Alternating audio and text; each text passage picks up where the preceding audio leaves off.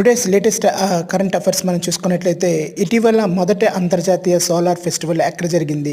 Your options: option 1 Hyderabad, option 2 Mumbai, option 3 New Delhi, option 4 Lucknow. దీనికి correct అయిన answer చూసుకున్నట్లయితే ఆప్షన్ 3 అండి, న్యూఢిల్లీ. రీసెంట్గా న్యూఢిల్లీలో మన ప్రధానమంత్రి నరేంద్ర మోడీ గారు దీనికి సంబంధించి ఫస్ట్ సోలార్ ఫెస్టివల్ని అయితే నిర్వహించడం చేశారు. గతం కన్నా మనం చూసుకున్నట్లయితే 32 టైమ్స్ అనమాట మన సోలార్ ఎనర్జీ యూజెస్ అనేది ఎక్కువైంది. అదేవిధంగా ప్రొడ్యూషన్ కూడా ఎక్కువైందండి.